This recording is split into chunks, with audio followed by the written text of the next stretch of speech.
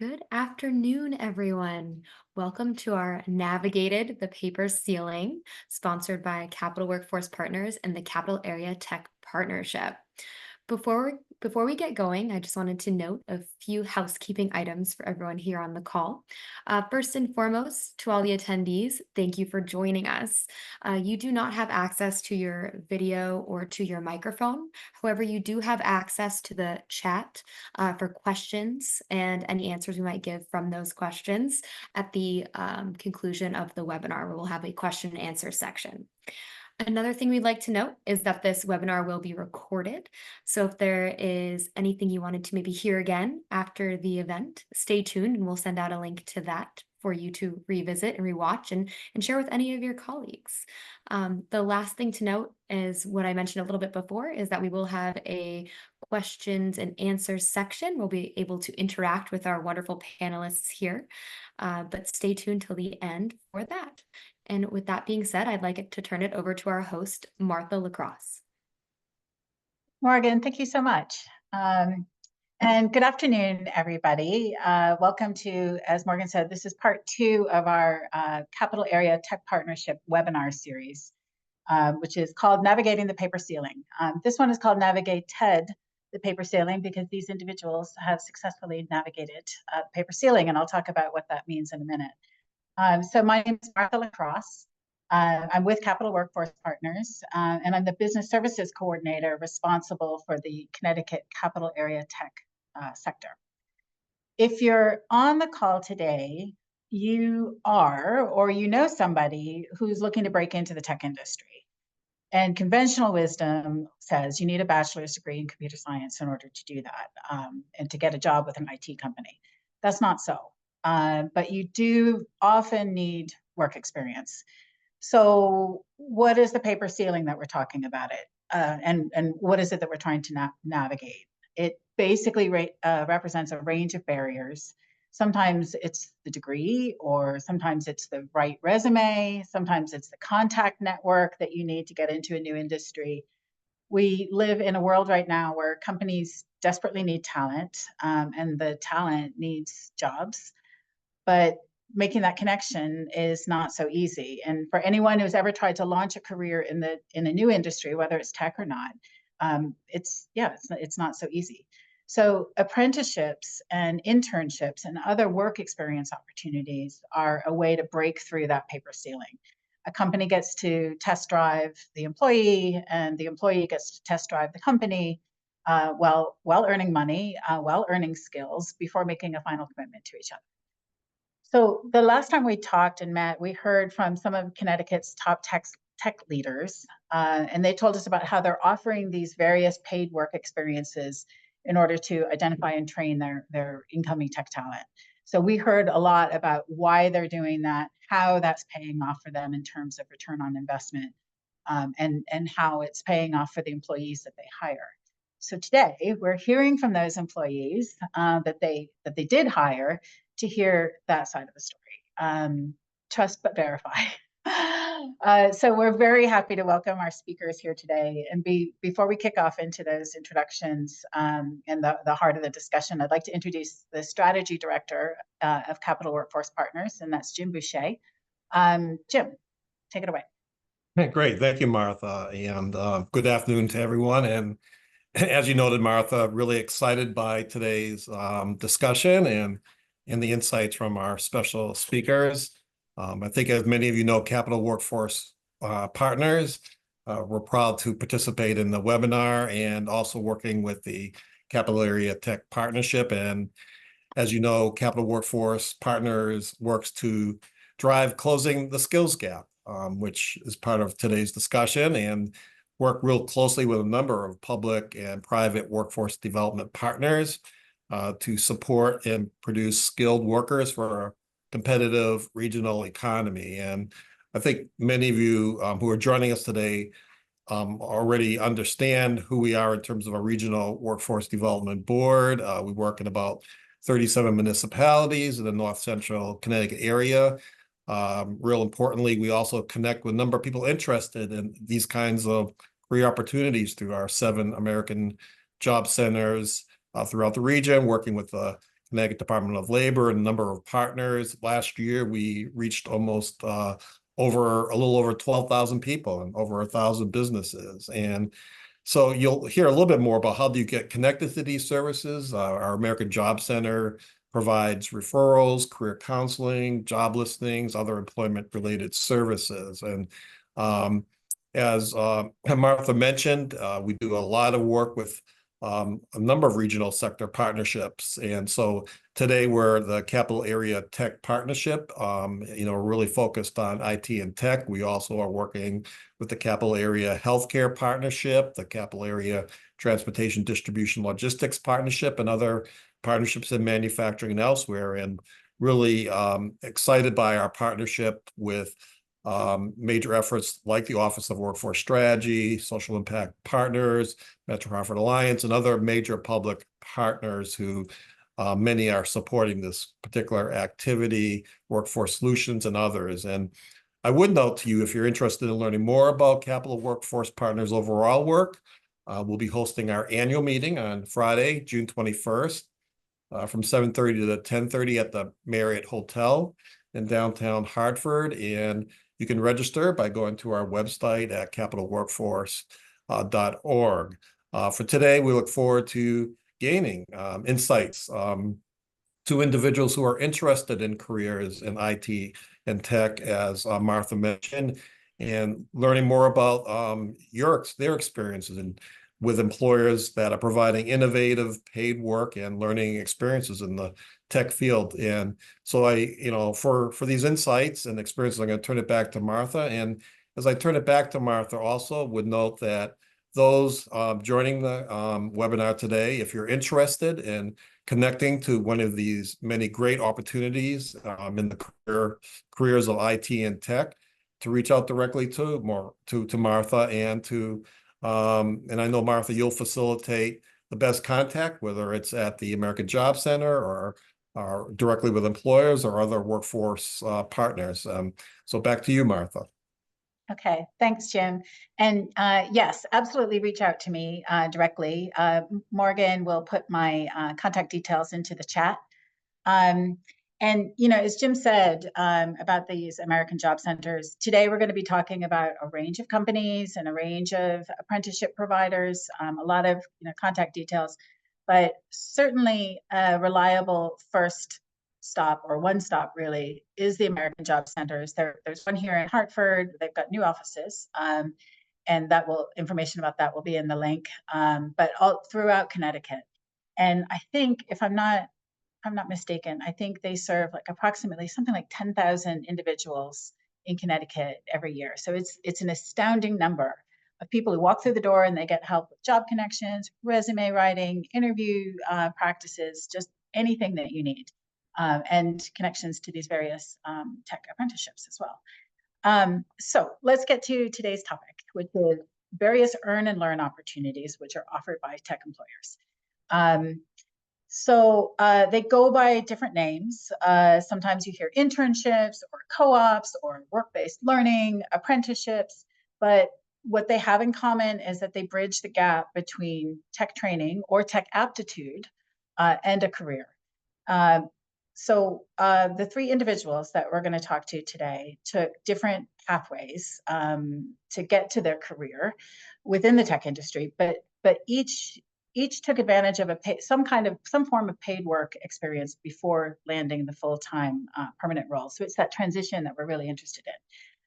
This is something that the Capital Area Tech Partnership wants you to know about. The businesses and the colleges that are part of this tech partnership meet regularly, and they're really trying to spread the word so that more people are aware of apprenticeships, which, a lot of us, to be honest, when I started this, when I heard apprenticeship, I thought about, horseshoeing apprenticeships, but they're not. They are professional apprenticeships. More and more IT companies, accounting companies, all sorts of professional companies are utilizing apprenticeship models.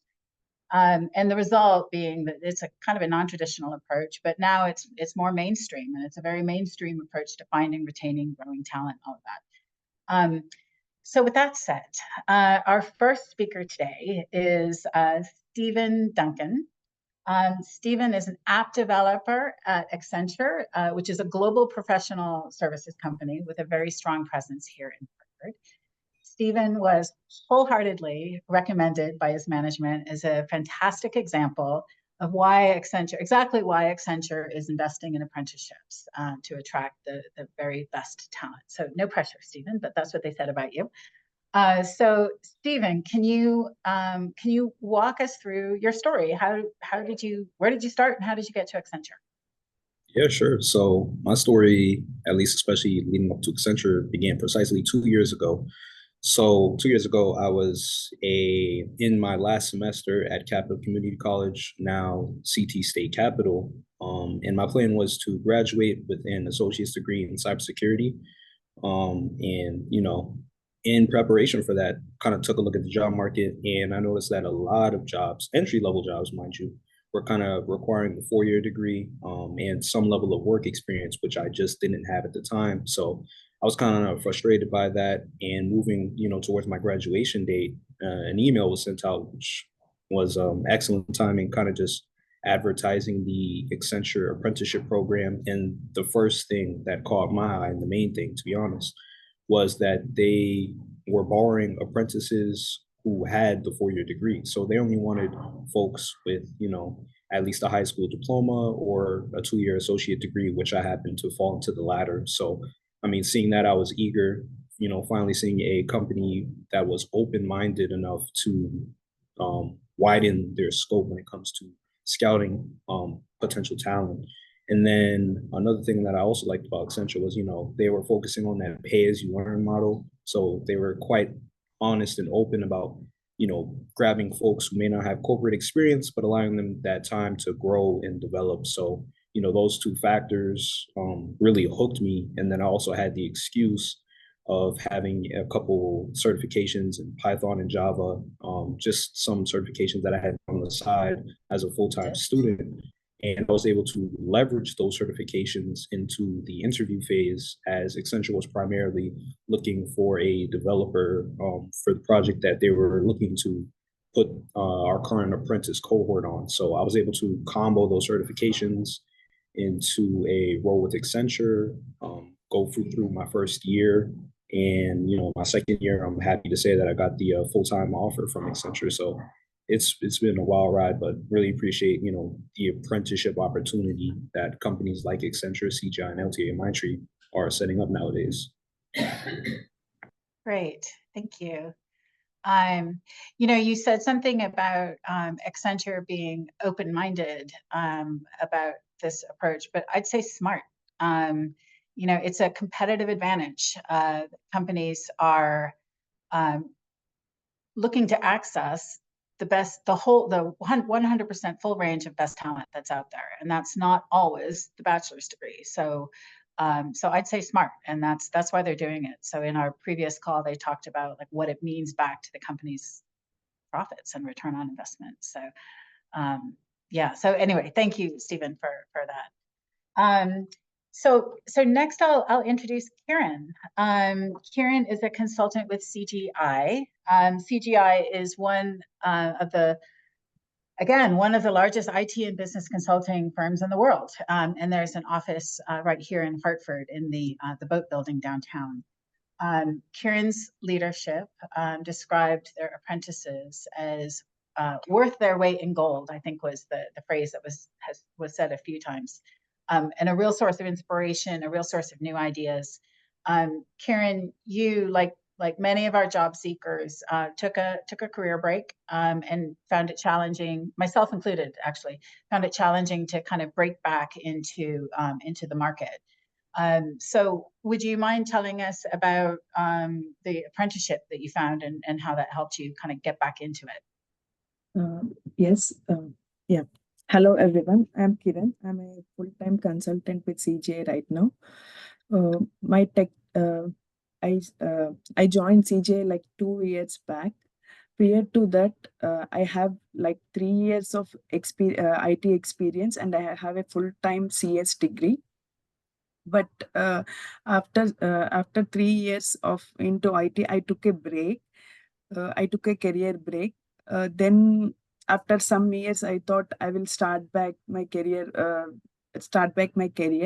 When I started looking for a job, that time, with in spite of experience, my prior technical experience and my degree, uh, with still I was not able to find a right job for my skills. I was having very hard time. So around that time, I got to know about this program called apprenticeship, in which CJA hired me through that program, where they are giving chance to a woman with career break, and any not only with people with unfinished degrees, and only with the high school. They are with high school also, they are taking into this program. So I got an opportunity to attend this program. I cleared the assessment and cleared the interviews, and I attended a boot camp program through this. In the boot camp training, it was a 14-week program where I was trained on Java backend and in the front end Angular, along with a database. After that, I finished a capstone project also with my other folks. At the end, after a year with the CJ, I got into a full-time role. Right now, I'm working as a .NET developer. It's been like it was very hard to find a job, and it's been great now. I landed a job through this program and the apprenticeship. Yeah, this is about my journey. Yeah. Yeah, that's fantastic, Karen. I think especially with COVID, life changed so dramatically, and for people that were working before COVID, and then and taking a break and then coming back into this dramatically changed workplace, has been really, really challenging. And so you've kind of surpassed all of that. Clearly, you're doing very, very well at CGI. So that's a great story. And the apprentice company that you worked with is called, it was called Apprenti, I think, or New Apprenticeship? Apparently. Apprenti. Okay. Okay. So we'll be able to get that information out also to everybody who's listening about how to connect with that particular apprenticeship program that has strong connections with Hartford companies. So the final, and I think we might be having a few technical details, so we'll see if we can connect in with Maura. You're good? Okay. I'm here for now. Okay. Okay. If you disappear, that's okay. So Maura, the first time I met you was at a job fair, and you were introduced to me as, one of, so hopefully I won't embarrass you, but you were supporting LTI Mindtree at the job fair, sort of enlisting new job seekers, which was great. And that was in your role as a marketing manager. And I was told that you had been recognized as one of the nation's top 100 national interns, which is incredible. So they were bragging about that. Anyway, so your story was kind of interesting because you joined, first of all, you joined LTI Mindtree, a massive tech company, in a non-tech role. So I think that's interesting. And you joined us as an intern. So can you just kind of walk us through how that happened? How did you find out? Of course. So I'd like to start off by saying thanks for being here today to listen to our stories. I was actually pretty surprised when Martha called me up and requested that I be a panelist, because I'm not your stereotypical tech associate. However, as she mentioned, I do work at a tech company, one of the largest tech consulting companies in the world. And I definitely can provide some perspective about what it's like to work in a non-tech job at a tech company. I think I can also provide some insight into the tech positions a non-tech job can open up for individuals who lack the degree, the required credentials, and previous tech experience. All right, so my story kind of begins a few years ago. I decided to go to Central Connecticut State University for my undergraduate degree. I was not really sure what I wanted to do at the time, so I decided to pursue a broad degree in marketing and comms. And as I got farther into my degree, I realized I wanted to be a lawyer. So I started my law school admissions journey and became a prospective student for the fall of 2023 at UConn Law. However, I had no money at the time, no internships to add to my resume, and I really, really wanted some work experience in my undergraduate degree. COVID wreaked havoc on the job market, as we all know. This was during my final year of college. And I really started looking for jobs everywhere on LinkedIn, on a website called Handshake, on Facebook. Finally, my advisor in CCSU's communication program emailed a posting over, and it was LTI Mindtree. So that time I had no idea what LTI Mindtree was. And the position I was applying for was more clerical than comms facing. It also was an internship, not a full-time job, which probably made the most sense for my situation at the time. However, it made me feel a little underfulfilled. Still, I took the interview. It was a virtual interview and it opened up doors. Shortly after, I moved into LTI Mindtree's communications and marketing department. I planned events, including an opening ceremony for our Hartford Center. I wrote articles, newsletters, created social media postings. As Martha mentioned, I also went to career fairs to recruit new talent. I was really able to work in a bunch of different areas. I assisted our insurance delivery team on their project management and hiring processes. And I was able to shadow in the legal department. I learned a lot about data privacy and compliance there. And I continued to work in that department throughout my first year of law school. So then I had a little life change, still in law school, but I wanted to do evening program. I rolled into a full-time position in comms and marketing, and I was still able to do that legal shadowing. So it was really cool. I was able to experience a lot of different things. And then through my internship and my current full-time position, I really have gained immense professional skills and support to reach my future goals and prospects. Great. Okay. Thank you, Mara. And you've kind of gone into it a little bit sideways. I think people think, oh, a tech company, you've got to be a tech person. But also they're, a tech company is a company. You need finance people, you need accountants, and you need people who can communicate to non-techies about what it is that you do. So tech companies are like a lot of companies in that way. And Sure. Very interesting how you kind of went in at a low-level role and then quickly advanced, because sometimes that's what we need to do. We just need to get our foot in the door. Great. Okay, thank you. All right, so we have a few kind of planned questions, and then we're going to open it up to questions from the audience. And the first question that I get asked a lot is, all of you, clearly you passed your assessments, you passed your interviews to get the roles that you have today. So with flying colors.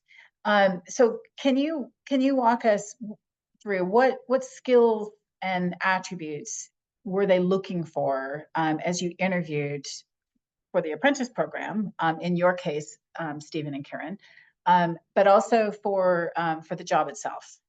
So what was it that you think that they were looking for? Was it credentials or attributes? Yeah, so I can kind of talk a bit about the Accenture interview process. And one thing that kind of surprised me was that it wasn't very technical, in the sense that, somebody didn't throw some code in front of me and ask me, what does this code do? Can you explain it to me in detail? At Accenture, they kind of just gave us a broad 10-minute window to present about recent technology that we were interested in. And in my case, I wanted to talk about an app called Aura, which is essentially like a cybersecurity focused app, where if you have some information on the dark web, the app's responsibility is to kind of just go out there and try to clean up that information on your behalf. So in my case, I marketed that app while also referencing a data breach that Accenture had in the past on their website. I kind of mentioned that, while you guys did have this breach in the past, you could have used this Aura app instead to, sell it to employees or even, yourselves or potential clients, and have this app, kind of clean up that mess if you needed to. So I tell that story because, Bold. it's bold in the sense that I'm being very brash with a prospective employer, and I'm also kind of just showing an interest cybersecurity. I feel like that was something I could speak to. So when you go to interviews, you want to be comfortable enough to potentially offend your employers in a lighthearted sense, and talk about something that you're passionate with. And also, in that story, that kind of just shows that I had a level of research because, when I mentioned the article, I didn't say I found this online. I said, no, I went to your Accenture website, I went to your security team's blogs, and I found this on there. So you kind of want to just show your personality if you can in interviews, and also do your level of research, try to understand the company to your best of your ability. Okay, great, thank you. I'm taking notes as you're talking. Karen, how about you? You and your colleagues at Apprenti, what were they looking for when they took you on? They assessed you. Mm, it's kind of a behavioral interview for me, but I had a prior technical experience, so I had few technical questions. But what I feel is they didn't ask me to write some code. They asked me related to something scenario based questions, like what do you do when something happened, like that kind of questions. And also they want to see like what kind if you're willing to learn or not, and also what kind of skills you're going to bring it to the company, and your flexibility and adaptability. And they also to present yourself, do some research about the company which you are going to apply for, and showcase your strengths and skills to them, that how you are going to add a value to them. And also to mention and also not only about me, I got some feedback from my other folks who joined along with me. The people without any previous coding experience also cleared the interviews. They want I know someone who just finished this high school cleared the interview, and someone from the different background, like an accountant, and someone from the pharma background. So all were able to clear the interview. They want to hire someone who has passion and who are willing to learn, and they are going to teach us also. Anyway, they're for me, they trained, but I know the skills before, but for the rest of them, they don't have previous experience, so they trained everyone. They are looking someone who is willing to learn and who want to explore. Yeah. We like we are from we joined like 15 folks together. We all are with diverse backgrounds. So yes. Okay, great. This is not what they're none of this is conventional wisdom, because none of you are talking about particular IT skills or particular certifications or. Yes. Yeah. Okay, Maura, how about you? Was there anything that stood out for you in your interview? Yeah, so I think key skills I showcased in my interview were flexibility and dedication. Karen mentioned adaptability. That is so important. Yeah. I told the interviewer, who later became my boss, that I was willing to help in pretty much any way I could. And when on the job, I really showed it. I proved it. As I continued to succeed, gain trust and network within and outside my company, I was able to explore new fields, which was all to my benefit in the long run. Yeah, great. Okay, so we don't have a word cloud software here, but here's the big things that you guys said. You talked about being bold, passion. Almost everybody said passion. Research. Letting your personality show through. Flexibility, adaptability. Scenario-based questions for the interview is interesting and something good to prepare for. Research again. Flexibility, adaptability, and behavioral skills. So yeah, not typically what people think of. They're thinking about how to showcase their latest tech credentials. So, and particularly, Karen, what you mentioned, you've got individuals with just a high school degree, no coding skills whatsoever, and yet they passed and they've got a job. So that's very interesting. So we'll want to encourage people to check out these apprenticeship training programs. Okay, next question. So what did you find you had expectations at some point of going into the tech sector or into corporate world. How did your expectations meet with reality. So once you were in the job for 6 months or a year, what was that like? What didn't you expect? Stephen, why don't we start with you again? Yeah, sure. That sounds great. So I'll kind of flash back to when I got my Accenture offer. I was excited, obviously, but kind of realizing that I could end up in a corporate environment, to be honest. I was hostile and skeptical. This goes back to a previous retail job I had where, I was inside a grocery store, essentially kind of doing fast food inside the grocery store, prepared food. So, just whipping out rotisserie chicken and fried chicken as fast as I could to customers. And at the end of my day, I usually have a manager come up to me, maybe, some advice they could give me at the end of the day or congratulations if they wanted to. But everything was centered around the quota. Every day the manager came up to me, it was kind of just like, hey, Steven, what can you do to make sure that, we're selling the most product in the district? I feel like I was kind of just a living quota to them, if you will. Like if I left or if I couldn't come in that day, they probably wouldn't be too affected. They just needed a moving body to reach their quota. So Yeah. I felt like kind of like a cog in the machine in that sense. And that was just at the retail level. So imagine what I was thinking going into corporate, I was thinking it would just be this big autonomous machine. So I was honestly kind of worried and concerned about, being in a corporate environment, especially for such a large company. But joining Accenture, that was one thing that surprised me actually was, that level of work-life balance that I was offered, how flexible and how, accommodating, my supervisors and my whole team was. It really opened my eyes to, just the fact that not all corporate environments, especially this one, had to be so cold and autonomous and robotic, that there were environments that really do care for you as a human and an individual. So that was definitely something that shocked me and delighted me coming to Accenture. Yeah, that's great to hear. Teamy, very team oriented, it sounds like. Yeah. How about you, Karen? Any you'd been in the corporate environment and then you got back into it. Yes, but after in my experience with CJ is totally different from my previous experience. I don't know why, but I had a good rapport with my manager and I had a good work-life balance, in which here my manager always encourages me to pursue my interest and passion other than that he's not forcing me to do something which I really don't want to do.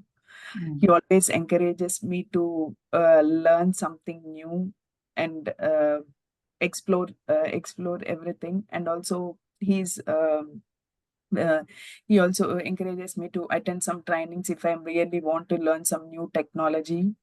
And I made very good friends here, and even I had a good team where initially I used to I'm a little bit scared to ask some doubts, but now like I learned how to ask the doubts, and they're very friendly. And I know when to, if I'm stuck or I'm totally blocked, then someone is always there to help me out. And even when others are stuck, I'm willing to help them. And by helping others when they are stuck, also we can learn something from their mistakes, and they can learn from my mistakes. And overall, even when it is required, they gave me remote option also. Overall, I had a good work-life balance, which I have not expected. Yeah, that's great. Yeah, in particular, because everybody gets stuck, right, in their Yes. jobs, and particularly when you can just reach out to the person in the next cubicle and say, "Hey," that builds a lot of trust in the team. So that's nice to hear. Maura, what do you think? Yeah, so personally, I think I was surprised by all the opportunity. As Martha kind of pointed out during my introduction, there are so many jobs, so many different jobs that go into running a technology company. There is truly a role for every talent, and I think I'm proof of that. It's a whole ecosystem. Also, to tag on to what others have said, I was surprised at how accommodating and friendly my company turned out to be as well. I don't think I would be able to go to law school if they didn't prioritize work-life balance, mental health, and really caring for and engaging the whole employee. I mean, you guys are really sort of upturning a lot of conventional wisdom or stereotypes, I think, of what people think employers are looking for and what they're like. So you're telling kind of some very interesting, insightful stories. Okay, I was gonna, and I mentioned this on the last webinar too. There was a small tech business that I talked to, and you guys are all coming from big global companies, but there's lots and lots of small and medium-sized companies in the area. And one of the small companies said a big kind of key thing that they do to retain people, or part of the retention, is they encourage people to kind of choose a passion project. It could be a hobby. How does you relate to that? And just something to work on, which is, and they're expected to report on it. But it just really, it brings people together because they're understanding each other's passions. And they're also, it's just allowing people to kind of play with new technologies, which is great for the business and great for development, and ultimately kind of keeps people happy working there. So yeah, so it's just another kind of interesting thing about being happy in your workplace is so important. Okay, yeah, so there's a question about just practical job seeking advice. It sounds like all of you will say, try an apprenticeship or an internship, but are there other things like, I don't know, some of you mentioned LinkedIn. Are there other practical tips you might have for people that are in your position today to when you, the position that you were in 2 years ago today?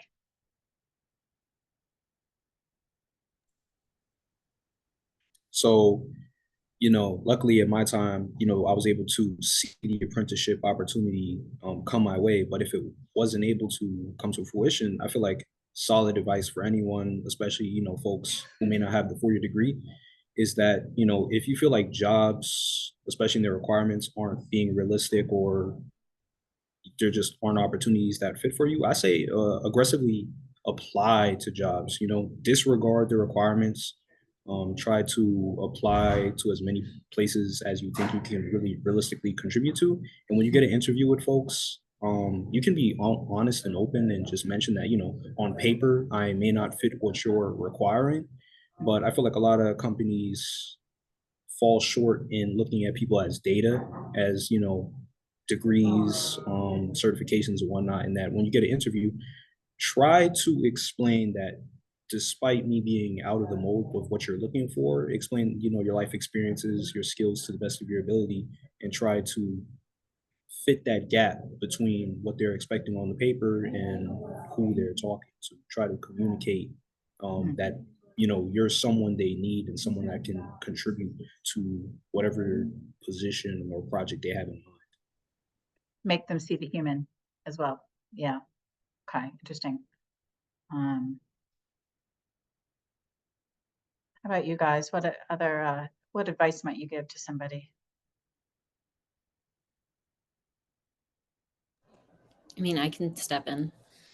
So as far as advice goes, I guess I kind of mentioned this already, but being flexible.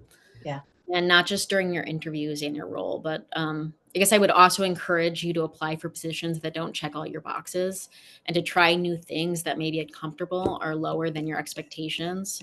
Because even if a position is not exactly what you thought it would be, try it out. If someone asks you to do something, do it.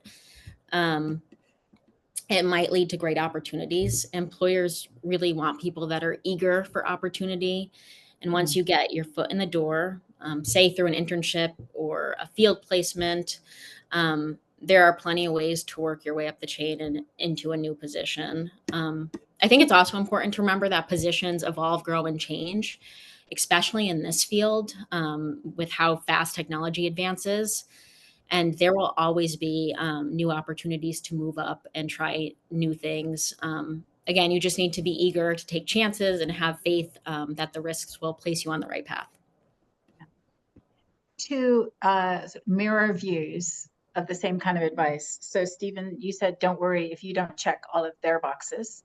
And Maura, sorry, you're saying, don't worry if they're not checking all of your boxes. Be flexible. Yes. So interesting. Yeah, the inverse. Yeah. Karen, anything to add to that? I would say like take some time to evaluate your strengths and identify the key areas of your selling points and update your resume. Yeah. And also present yourself. Uh, do a lot of networking. Sometimes networking helps. Yeah. So if you know, like if you're like through a referral or something or anything, and also you can do upskilling or reskilling, so that you'll get more opportunities. And whatever Stephen mentioned is like sometimes in we do, everything all the requirements don't match the job description, so it's okay to apply. And maybe when we get a chance to attend the interview, that time we can present ourselves. Like you have to be honest, like what things you know and what you don't know, and you can show, you can tell them that I'm willing to learn, or you need some time to pick the skill or something. So Yeah. like no one is master, Right. everyone takes some time to get an expected, but we need that one chance to Yeah. showcase our skill. Yeah. That if you have that skill, the sky is the end. I feel Yeah. like, yeah. So they'll ask for a unicorn, but often they're quite happy to get, I don't know, a racehorse or a sturdy pony or, you know, whatever it is, but they will always ask for the unicorn, won't they? Yeah. Okay, so we've got be fearless and aggressive or assertive, networking, be very flexible, upskilling. Karen, you mentioned upskilling. I will put a little plug in, and maybe we can put this in the chat.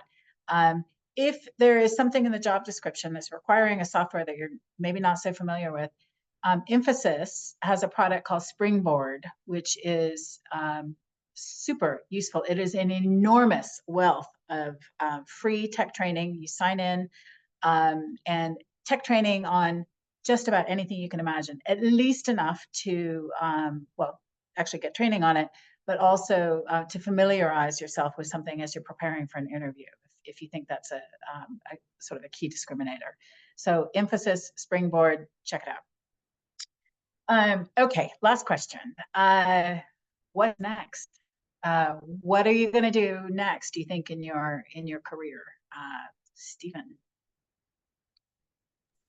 Yeah, so I touched a little bit about it in my introduction, where I'm currently more of a developer for my current client. And, you know, I'm grateful that that was able to get me through the door and start working as an apprentice and then a full-time hire at Accenture. But I want to pivot towards something more cybersecurity focused, kind of flashing back to my interviews, you know, when I was, you know, making bold propositions for my employer. But, you know, I feel like cybersecurity is always something that I was interested in. So luckily Accenture has opportunities that, you know, fulfill that interest, and I want to definitely pivot in that direction.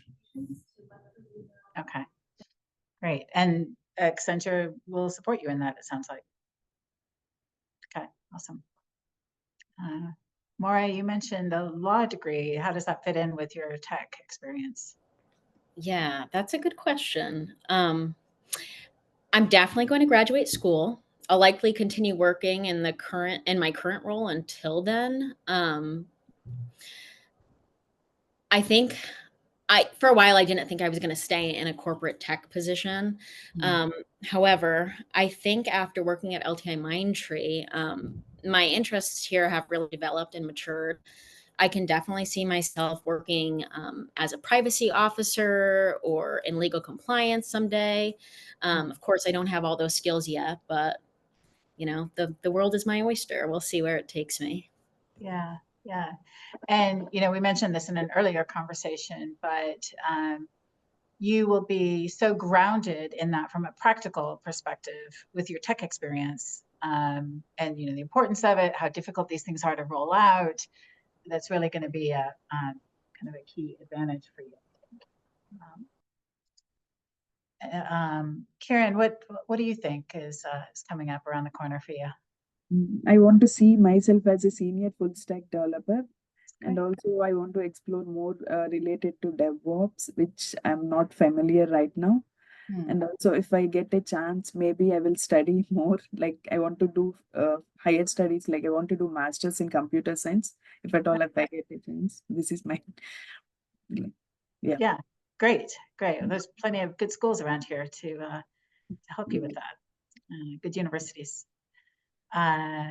Okay, so those are the questions that that I had that that folks had kind of sent in to me, but there might be some in the chat.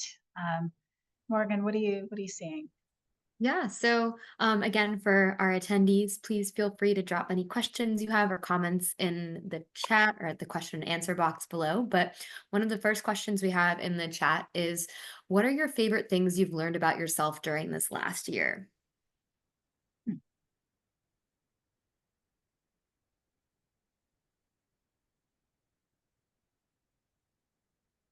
I'll put somebody on the spot. Stephen. Okay. So one of the favorite things I've learned about myself in this last year, I feel like something that I learned about myself is probably that I still, just love giving back. So, apart from our project responsibilities, I know at Accenture, there are opportunities for plus ones, so you can kind of just volunteer in the local community. And that was kind of something I did in high school a little bit before joining Accenture, and I was glad to continue that. So last month we helped clean the Bushnell Park in Hartford, and that's a good feeling. Apart from life, project responsibilities, what you got going outside of everything else, just being able to take some time and just volunteer to give back to folks. Yeah. Great. Staying grounded, I guess. Okay, that's awesome. I can go. Yeah, go for it. Okay. So I think I've learned to be more comfortable with the uncomfortable. I'm one that struggles with imposter syndrome from time to time, as we all do. But I think lately, and over the course of this past year, I have felt like I belong in my role, or in anything. At least I feel like I'm going to find my place no matter where life takes me. And I guess I would also encourage you to not doubt your abilities and your futures, because you are worthy of a great job and a career. And when you get that job, that will lead to a career. Don't fear the challenges, the learning, and the change that you are bound to experience, because we're all human. Most times you are not expected to know everything. And if you're on a great team, the knowledge and the learning will come, and the uncomfortable is going to fade away. Yeah. It's hard sometimes to start learning how to say, I don't know, but like, how valuable is that when you know somebody doesn't know? Then that's really, really valuable information. Yeah, the imposter syndrome thing can be a real barrier, but none of you appear to be anybody who has any issue with imposter syndrome. However, I know from time to time we can all feel it. Karen, what do you think? Is there anything you've learned in the last year or so about yourself through this whole process? Yeah, like the same thing. Even I like to do something to give back to the community, like whatever, do some volunteer work, and also I explore a lot of new technologies also. Yeah. Yeah, that's great. Yeah, and it's nice to be in a company that allows you to do community service or to kind of pursue some of these outside interests. It's great, and it's kind of bonding, I think, with colleagues. Okay, Morgan, any other questions from the audience? Yeah, and like this question also might be good for Jim, you and Martha to also weigh in on. So are there opportunities for high school age students to take advantage of apprenticeships? And if so, do you have any examples of what the programs might be, or programs that have been most successful? So to the panelists, if you know of any high school programs for your companies, but also back to our CWP team here as well. Jim, do you want to talk about summer youth programs? Sure. Yeah, I think there's a growing amount of, high school activities, particularly in work-based learning. And there's a number of high school academies that are focused on STEM-related opportunities. So as Martha mentioned, indeed, we have a significant summer youth employment learning program where we see over 1,000 young people involved in work-based learning activities and more connected to a number of IT tech opportunities. Also, Capital Workforce Partners has a WIOA youth program that also is connected with 18 to 24-year-olds. Many who are showing increased interest in both IT tech and STEM activities. And I think there's a kind of a wide array of organizations who are connected to high schools. And I think we could also make that available probably coming out of today's meeting for anybody who's interested in learning more about the number of organizations who are doing work-based learning connections to high schools as we see that expanding throughout the region. I also know, Martha, right, that the Capital Area Tech Partnership with the Good Jobs Partnership is really looking at how that can be further expanded. And I think we're interested in other ideas that organizations might have for how to further support that. Yeah. Yeah, I'll just add there are a load of sort of K through 12 opportunities. Ready CT is just a real powerhouse on pulling some of those together. This is a fantastic question and something we can, when we respond back to everybody who's RSVP'd, we'll put together a list of those resources because it's so important.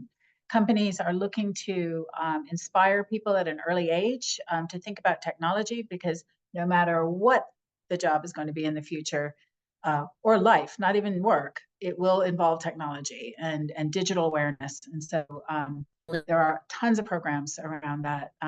Connecticut, the Science Center here in Hartford, is another one. But we'll put together a list of resources because there's loads of them. So coding camps, robotics competitions, all anything to do with STEM. There's quite a bit of that. So that's a great question. Yeah, go ahead, Morgan. We've probably got time for one more question. Perfect. So I guess then the last question that we'll pull from the chat is for early career professionals that are still unemployed, how would you want to encourage them to keep training and upskilling? And what would you recommend them to learn right now? So to our panelists, is there any skills you'd recommend for anyone looking for a job and career in IT to work on their skills for training? I'll throw it back to you. So if I was on the job market and I was, still employed, especially someone early in my career, if you don't have an inclination to where you want to work specifically, say, if you're more broad-based and you just want to try out different things, I would let the market guide where your skills lie. So hop into an Indeed or other job searching sites and check out what companies, especially what common skills companies are requiring, and try to base what you learn based off what you're seeing employers ask for. Hopefully you'll find that a lot more motivating because you know that what you're training is directly relevant to what employers are finding. And if you try to line up common skills from employer to employer, hopefully it shouldn't be so, demoralizing, if you don't get one position, because hopefully what you're training will allow you to land in as many positions as possible. And I'll tell you one thing, when it comes to especially training what you want to do right now, if I had to make a recommendation, I'd say follow the market. And right now the market is saying AI. So definitely become familiar with AI. You don't necessarily have to become a wizard at it, but just try to follow current trending topics and just be knowledgeable about AI in case it comes up in conversation, or experiment with it just even a little bit, because that also might unlock a new career path for you where there will certainly be opportunities developing pretty much every day.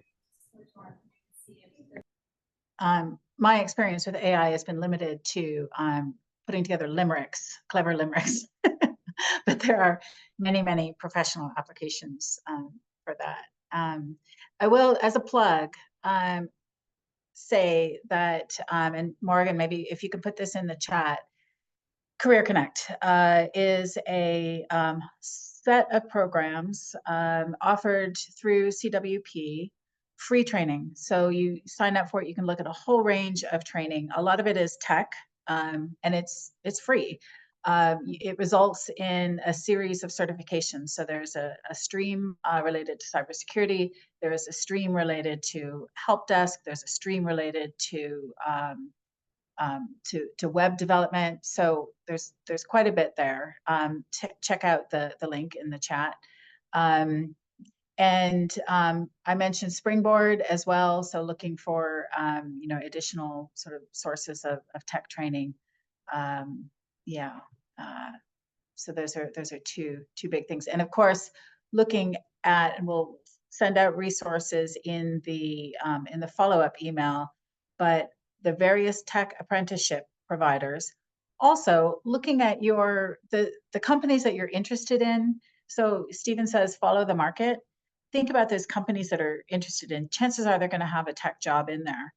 But the chances are, if they're the larger companies, they might have a section for early career. And so jobs that are specifically geared towards early career. And oftentimes there are apprenticeships in there.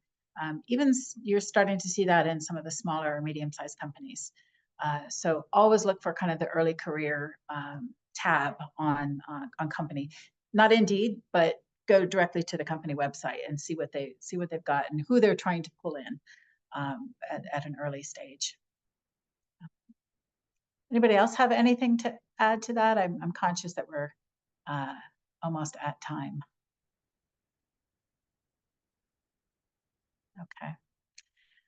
Okay. So thank you. We thought this might be about 45 minutes, but with all of these questions, it went a little bit longer. So thank you, everybody. Certainly, thank you to the panelists. This is a big lift for you to come and sort of share yourself with some fantastic insight. As I said, a lot of insights that kind of turned some stereotypes around what the corporate environment is like, or that you need a bachelor's degree or not. All of these things are really interesting.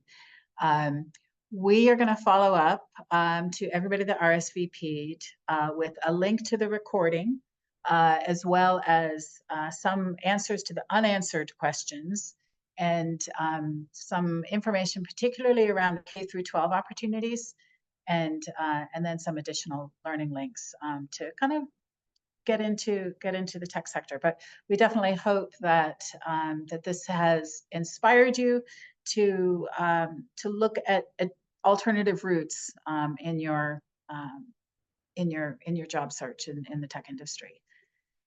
So yeah, huge thank you for everybody for participating today. Thanks for everybody who attended today, and especially for these super talented apprentices and interns, now full-time employees who spent so much time with us today. Thank you. Thanks, everyone.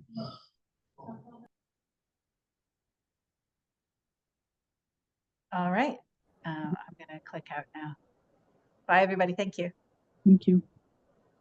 Thanks for coming.